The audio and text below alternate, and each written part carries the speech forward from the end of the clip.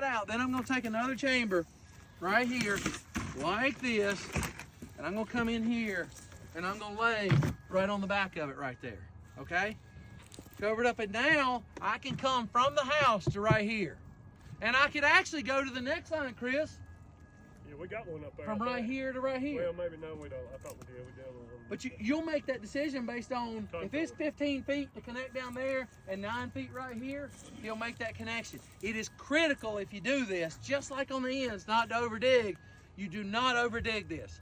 Dig it fat and then shovel the last little bit to make your pipe to pipe connection to your next end cap down there. All right? So the inline connection is absolutely critical that you open this hole up right here. Otherwise, you've got a dam in the middle of it and you're not going to get water movement up and down that line.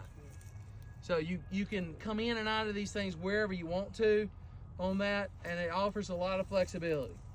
Questions about how you feed them? You can still run a pump into that, right? I can run a pump in there. If I'm going to run a pump into there, what I should do, now I know these come where you saw that little cow tongue, but that's really for gravity, right? There's a splash plate that covers the whole thing, high flow splash plate you can get, or you take some shingles or pavers and stone, something to protect that trench bottom on that end cap right there. Do you still put a 90 on that? I would want to 90 down. That's what the manufacturer's guidelines are.